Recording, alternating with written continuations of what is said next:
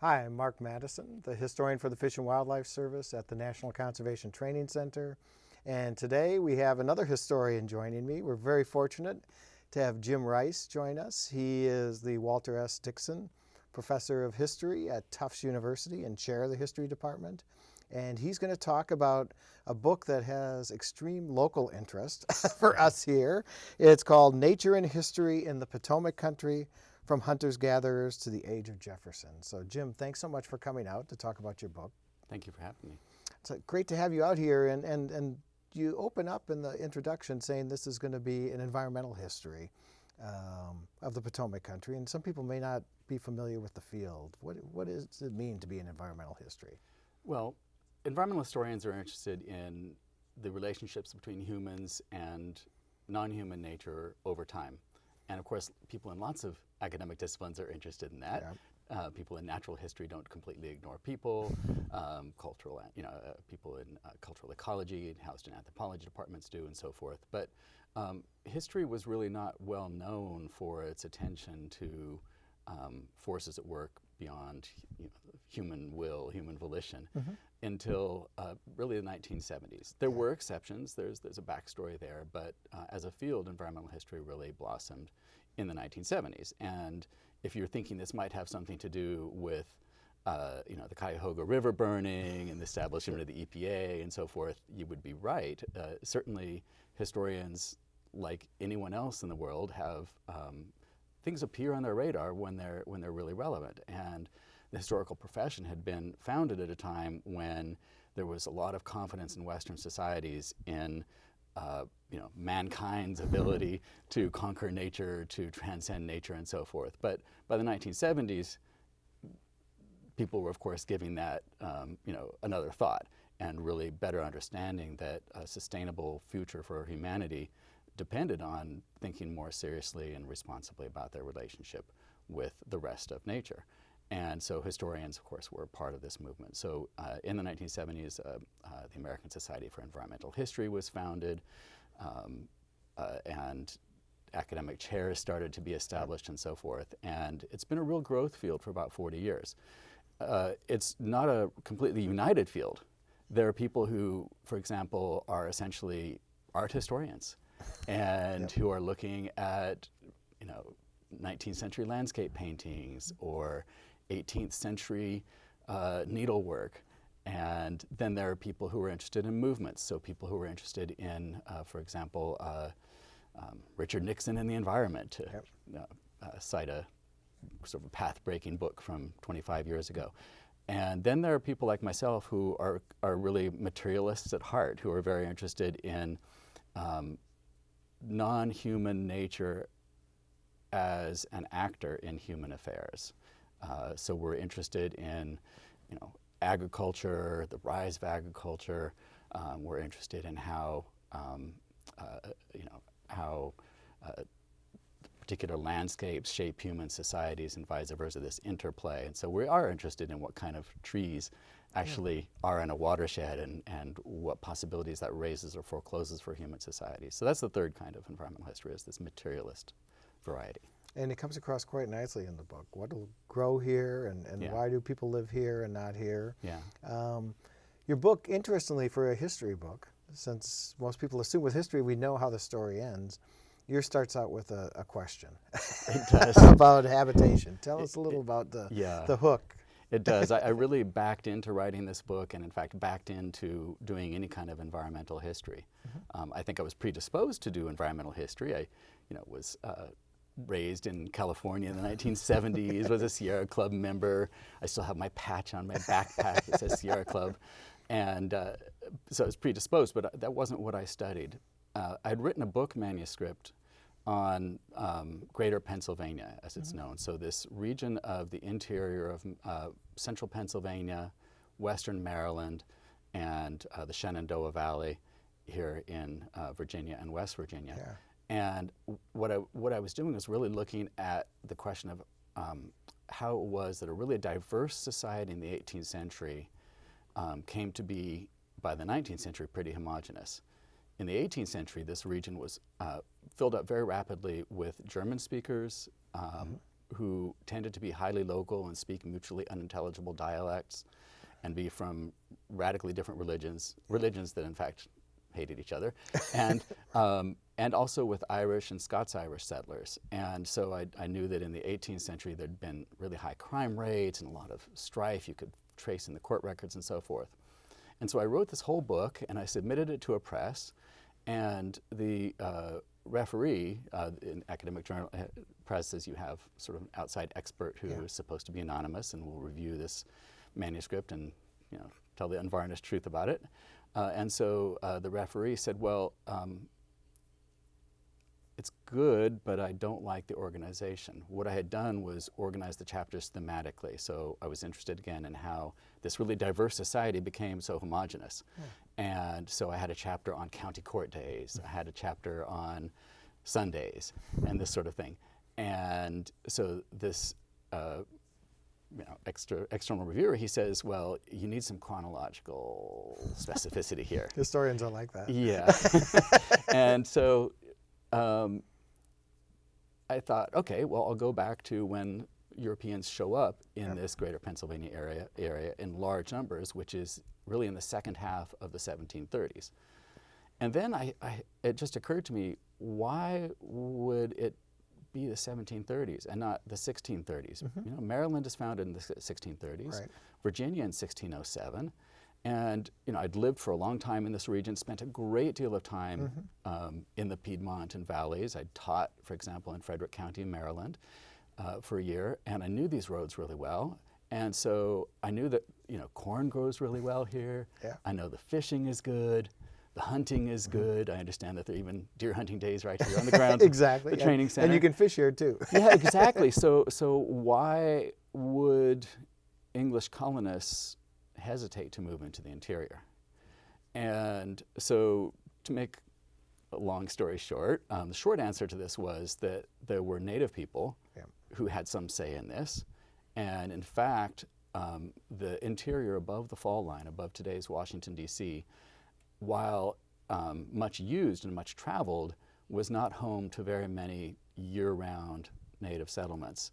And the reason for that is that during the summertime months, late spring and summertime months, when most native warfare took place, this was a crossfire zone. This was not a safe place to situate a village. And that was true for English people as well as for native people. And so then I had to ask, well, why this is? And so, to make a long story short, I started reading archaeological reports, looking at who lived where and when and why. And I found myself back in reading site reports from the 2nd century AD and with no book. And so I kind of turned around and faced from forward instead of working backwards, and I asked myself, well, what does all this stuff I've been looking at have in common? What can archaeological evidence, which I'd been using heavily, obviously, for, say, the 8th century, have in common with government reports written back to London in the 1760s? And the answer was that all of these could tell us something about the ways in which people lived upon the land. It could be the framework, the underpinning for an environmental history. And it's a fascinating one. And in fact, you've chosen a bigger challenge than most environmental historians, because there's no government statistics. Or there are at the end of your book, but not for the first 800 years or so. And actually, one of the people you referenced, Stephen Potter, has been out here a couple times talking about that, some of the challenges.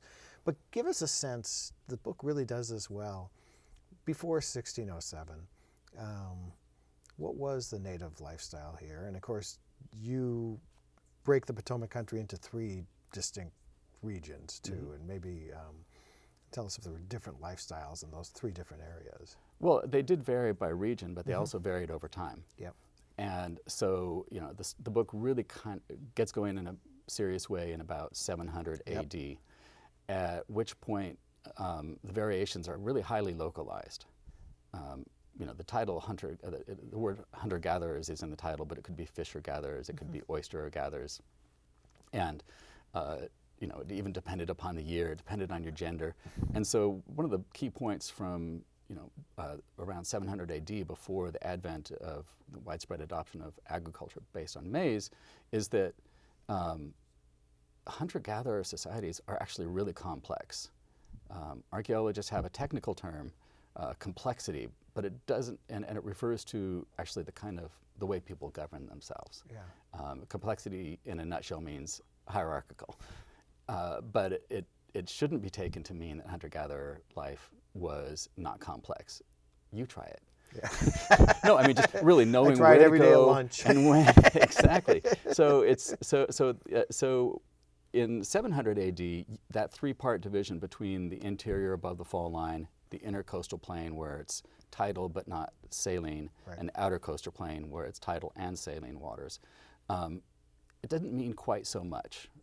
What really meant a lot was exactly where you were located, exactly where your range was.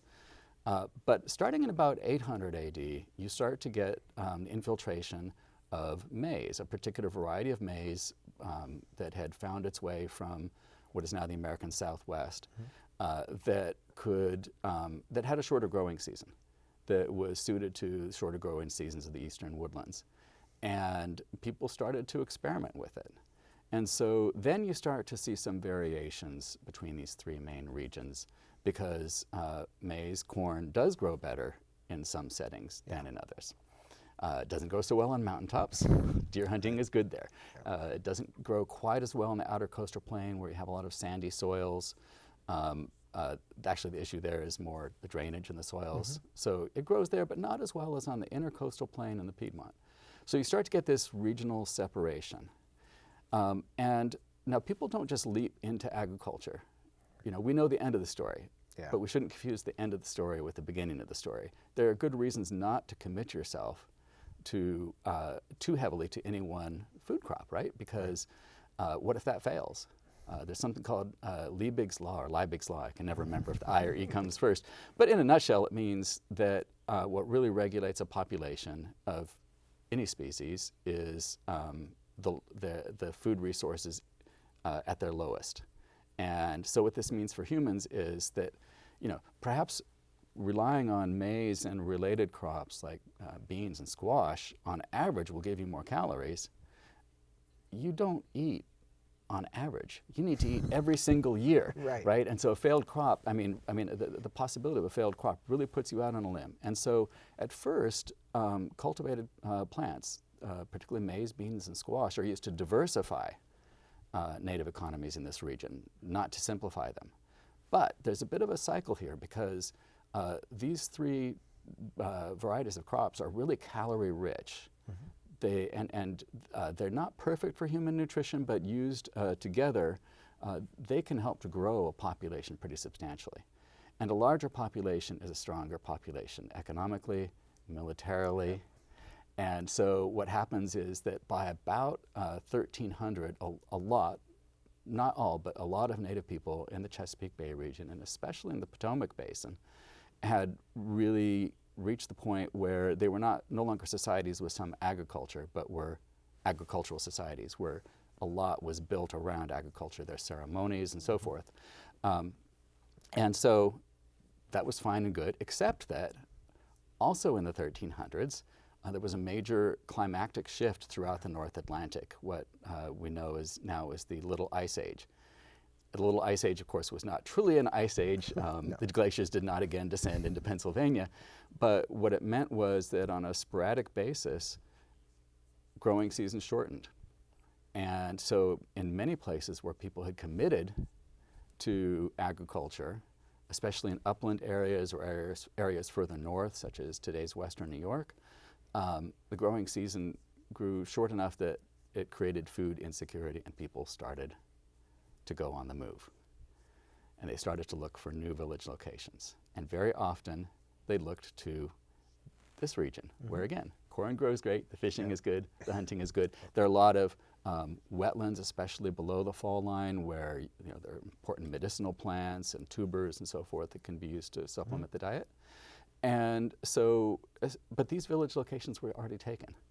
And in essence, this great movement of people, roughly to the south or downhill, throughout the 14th century, the 15th century, and the 16th century, led to this intensifying competition for prime village locations, which meant that in many cases, no one got to live in those locations. Which is the interesting part. They didn't Yeah. just conquer and Yeah. resettle, but they Yeah. depopulated. Exactly. So by the end of the 16th century, there were only a few permanent year-round villages above the fall line, really in the bulk of the Potomac Basin, because of course a river basin is funnel-shaped, right? And so most of the square mileage of the Potomac Basin is in the mountains and valleys.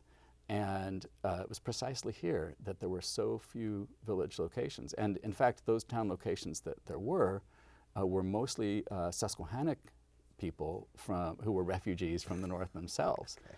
So so what happened then was by the time the colonists showed up in the 17th century, there was this vast buffer zone that it wasn't a no man's land. It wasn't like you couldn't go there. You just couldn't live there year round, and you couldn't count on getting a crop in there. It answers one of our 2-decade-old questions here, because as a federal facility, we did an archaeological study, and everything indicated there were temporary fish camps and hunting here, but nothing permanent, at least as far back as we went. And you finally explained why, in that it was warfare and the tenuous existence here that made it hard. Because otherwise it makes no sense. It is rich soil and fish and hunting. Fascinating stuff. Well, it was still a key resource center. Yeah. So people from below the fall line, where villages actually continued to thrive and in fact got bigger during the Little Ice Age, they would come up here for rhyolite deposits, which they used for stone points. They would come up here for materials for their ceramics. They would come up here in the late fall and the winter, hunting, spring fishing, which was critically important because springtime is the hungriest time of year. Yeah. The deer are kind of mangy and lean, not such good eating. Crops from the previous year, you know, kind of run out. You're saving your seed. You're not going to eat that. And so the interior, the so-called uninhabited interior, was very much inhabited and used for these critically specific uses. So there are even instances where people who I found in the 18th century where people crossed paths who, in the wintertime, and they basically set up camp with each other or next to each other. But if they met each other in the summertime, they would all be warriors and they would be trying to kill each other. So this wasn't even a crossfire zone in November. Yeah. Just in those critical summer months when the crops would have been in the fields.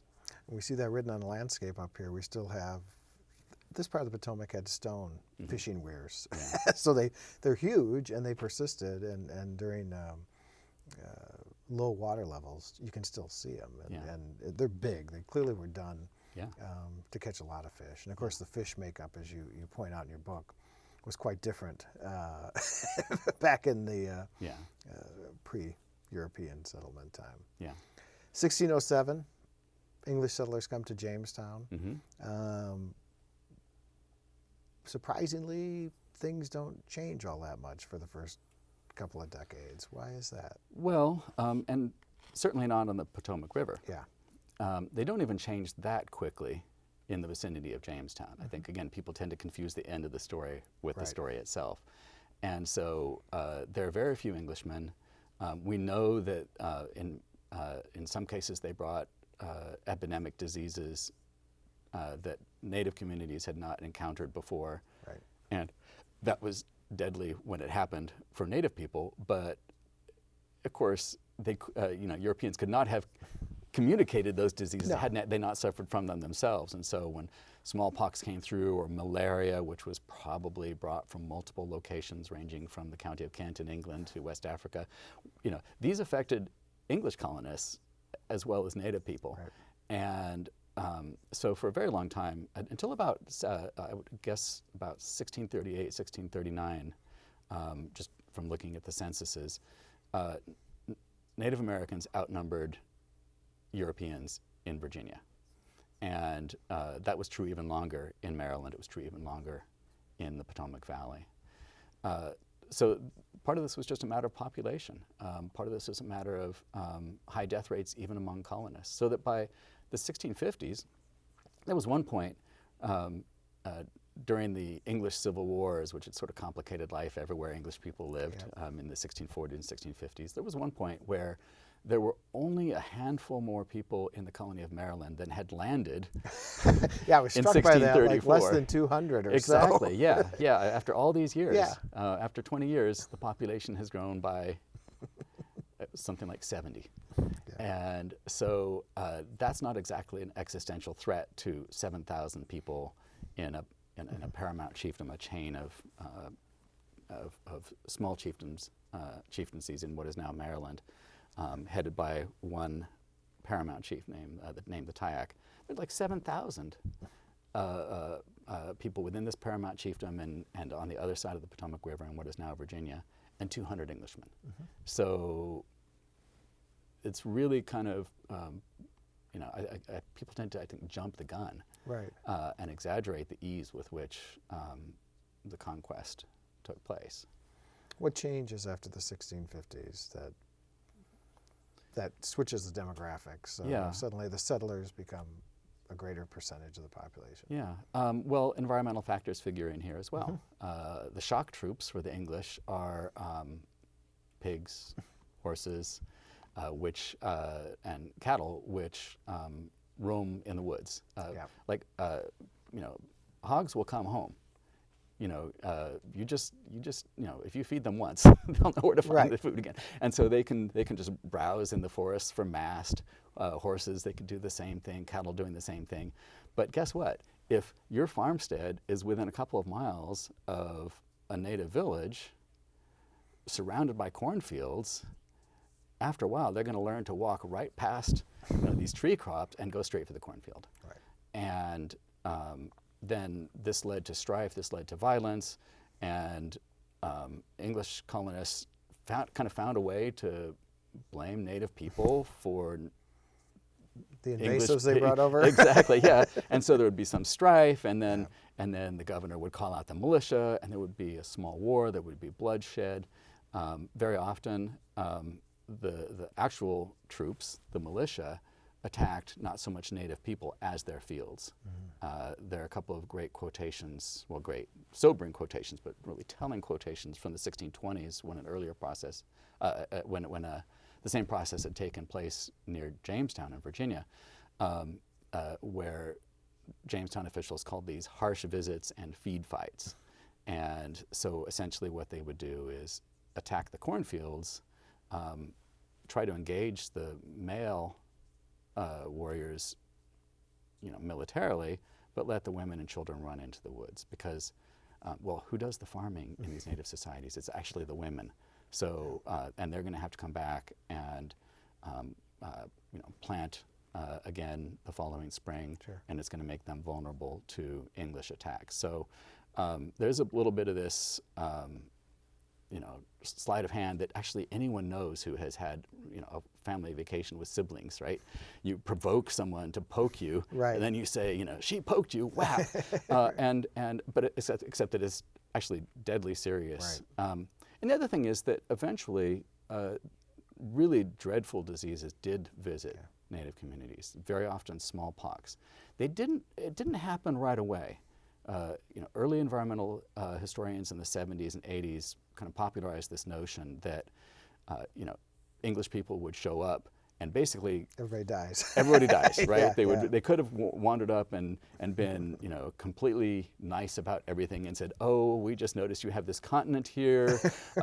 We don't really want to, upset you in any way, but we'd like to have some sort of cultural exchange. Please shake my hand," and then everyone would die. And so I'm kind of exaggerating, but that was the sense you got from the literature on these epidemics that crossed the Atlantic. Diseases don't really work that way. So smallpox, for example, would normally burn through a ship's crew within about 2 weeks, which is not, which is only gets you to about the middle of the Atlantic. So it took some doing actually for these epidemics to cross the Atlantic. But when they did, the effects were horrific, and you start to get some a kind of a series of epidemics. Some smallpox, certainly influenza. Malaria becomes endemic in the Potomac by about the 1650s. Malaria, depending on the variety, kills somewhere between 5 and 20% of the people it infects in the 17th century, but it weakens them for the rest of their lives. Yeah. It's called the Great Debilitator. And so this really weakens Native communities. And so this is where colonialism comes in. Because when smallpox visited an English village, the death rate would be quite high. But Piscataway Indians didn't show up and destroy their fields and attack them, right, at the same time, right? So essentially, English people waited until Native communities were down, and they kicked them while they were down. And so this really got going in a serious way in the 1650s. And really the big push, again, using environmental warfare is from then through the end of the 17th century. We're here in Shepherdstown, and there's a interesting part of your book talking about this part of the country, Hagerstown, Martinsburg, Shepherdstown, Winchester, developing towns as the European population increases, in part as a result of the 7 Years' War, the French and Indian War. Tell us a little about that. Well, the story starts a little bit earlier. Okay. It goes back to the 1720s. Okay. In the second half of the 17th century, through these forces I've already described, the native population of the Potomac Valley really did drop quite a bit. And it became such a hostile, dangerous place for Native people to live that a lot of people from these communities in the lower Potomac ended up taking refuge in the north, on the Susquehanna River and amongst the Haudenosaunee, the Five Nations Iroquois, in what is today New York. And so at this point, English people could have started to move into the interior, except that, as I said, they can also be attacked by these raiders from the north. And these refugees from the Potomac Basin, when they settled into Haudenosaunee communities, such as the Onondagas, when they were talking about like where a war party might go, they'd say, I have a good place to go. And so, and because there's a lot of bitterness, and so it made it all that more dangerous for English people to move into the interior. And so what happens is there's a series of treaties between the governments of Virginia and Maryland on the one hand, and the Five Nations on the other, starting in 1722, that open up, that kind of divide the interior. For example, the 1722 treaty says, well, the English have to stay east of the mountains, east of the Blue Ridge, east of Catoctin Mountain, so in today's Piedmont area, roughly defined by U.S. Highway 15 in the west. And so these two English governments say, great. And then 14 years later, they're saying, well, not so great. We want the Shenandoah Valley too. And so there's another treaty in 1736. And there's not a lot of agreement amongst Haudenosaunee people over whether these treaties are valid or a good idea. And so there's still a lot of strife in the backcountry. But this does make it possible for English governments to say, well, we have a treaty, this is now our land. And so the other thing that's been delaying the settlement of the interior, resettlement, of the interior, is that English law of property had previously been a weapon for dispossessing Native people. They'd say, to a Native person, well, show me your deed. Let's go to the county courthouse. Where is it, right? And there's like this magical power to having a survey map, a plat, and but in order to survey property, a new property, and get a deed from the provincial government, the government had to have title to that land in the first place. And so until these treaties in 1722 and 1736, and some more later, the governments of Virginia and Maryland didn't feel confident enough to grant those lands. But wait, it gets more complicated because I only named two sort of granting agencies. Maryland and Virginia couldn't agree on where the Potomac River was because it has the southern branch, which we now know as the Shenandoah Valley. Pennsylvania and Maryland couldn't agree on where their border was. That wasn't settled until this famous Mason-Dixon survey, dated roughly to 1760. And so that's pretty complicated, right? So that means that you would have areas in the interior that all three colonial governments laid claim to. In some cases, were giving land grants to that naturally overlapped. But wait. It's more complicated. It's more complicated than that, because a big chunk of Virginia, known as today as the Northern Neck, the region between the Potomac and the Rappahannock Rivers, had been granted to a royal favorite and named Fairfax, Lord Fairfax, which is why we have Fairfax County and so forth. And so Fairfax and the governor of Virginia contended over where the Northern Neck ended, how far west it went, how far south it went, which branch of the Rappahannock was the real boundary, and Fairfax contended with Maryland as well. So as a consequence, there is a little patch of land near the mouth of the Monocacy that, as best as I can tell, was actually granted at roughly the same time, in the same couple of decades, by Pennsylvania, by Maryland, by Fairfax, by Virginia.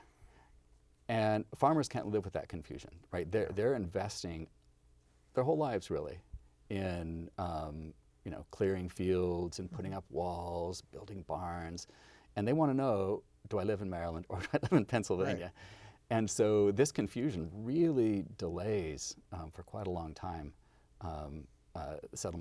resettlement of certain areas of the backcountry, so that until the Mason-Dixon line was drawn, you can actually, if you map where people lived, or at least where they were taking out land patents, there's actually what appears to be this vacant sort of DMZ between what is now Pennsylvania and Maryland, where people were just hesitant to do anything except sort of squat on the land because they might end up losing the land when they find out they're not in like my hometown of Hagerstown. Precisely. That's a very good example, yeah. Part of the richness of the book is the depth and the understanding of all these complex political factors. And you made a nice observation early in the book about how Native Americans and English settlers had totally different concepts of surveys and boundaries and maps. Tell us a little how they looked at you. You mentioned at one point the Native American did a map with pine cones, basically showing their settlements. Yeah. I mean, it's easy to overstate this because in many instances, Native communities had very firm ideas of where the boundaries were. Sure. Of lines you could not cross without certain obligations or risks, right. And so forth. So I don't want to overstate that. But in this region, English people were very interested in the outer boundaries and surveying those outer boundaries correctly. There were some exceptions, like if they were looking at tobacco land on the lower Potomac, they were more fastidious about surveying lands on low-lying areas where they actually grew the tobacco, right. And less fastidious about surveying the land on the ridgetop where they were maybe just cutting timber for construction and so forth. But they went to great lengths, and their governments went to great lengths to get those lines exactly right. Yeah. You could have lawsuits that would go on for decades over where that line was. Sure. Whereas in an adjoining native town, people were more concerned about the centers. Again, they weren't unconcerned about boundaries. There's the edge of my field, but different focus. But they were more concerned about the center of where you fished. Yeah. What is my fishing place? Where do people from my kin group go to, gather tuckahoe roots and this sort of thing? So, yeah. You're absolutely right. We have stone boundary markers that are, 200 years old. Yeah. Here, but they're the outer boundaries. Yeah. Not this is, this is my well or so on. And theoretically, in English law and practice, when you had a plat, it was empty space. It didn't really matter what was in it. Now, that's theoretically. You can tell by purchase prices and so forth what value people put on what was in it. And people did buy, say, an established farm because it already had a well and so forth. But in theory, this was an empty space. It didn't matter what was at the center. The most famous surveyor, obviously, of this part of the country was Washington. Yeah. Tell us about Washington's impact on the Potomac. Well, I think people in Alexandria feel that most acutely. Yes. He was very much, you can still see his, you can still look at online at his hand-drawn surveys of the town. Mm-hmm. But it certainly extended further than that because he was a young man surveying in the Shenandoah Valley. And this really was his first career. Famously, he had a diverse array of economic activities, a lot of which did not work out so well. Consistently, from what I've been able to tell, and a George Washington expert might gainsay this, but from what I've been able to tell, his most consistently successful economic endeavors were a shad fishery that he had the rights to off of Mount Vernon, and his surveying work as a young man. Yeah. Your next project is even bigger than the Potomac Country, which, how many miles is Potomac Country? 14,000 and change square miles. As if that, over 1,000 years, was not big enough. Tell us what your next project's going to be.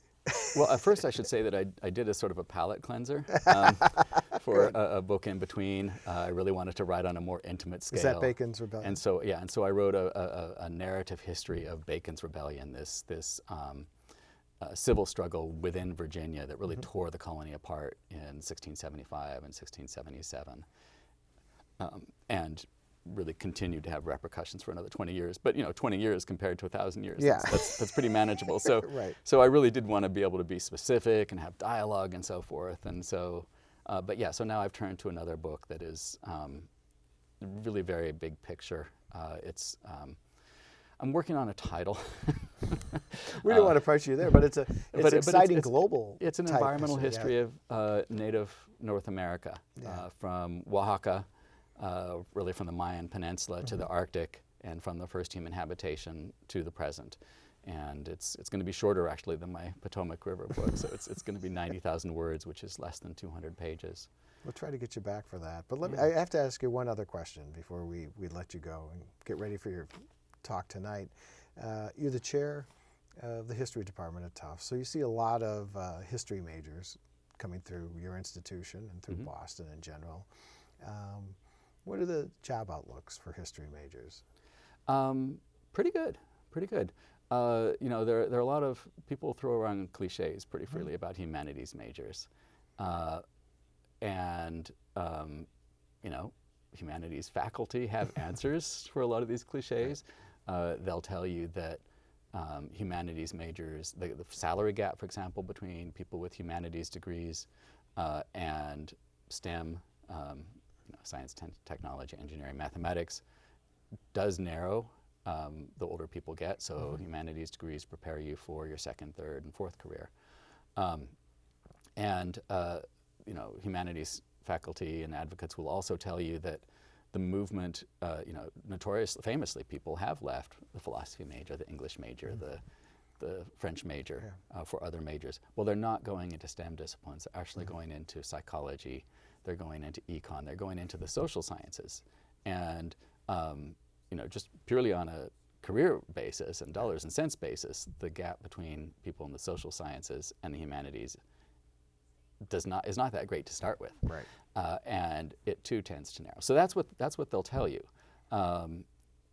We have a big review of our department coming up. It's mandated every 10 years by the regional accrediting agency, and as part of that, we've been really taking a hard look at where our alumni go, and it really does bear out what people say about the long-term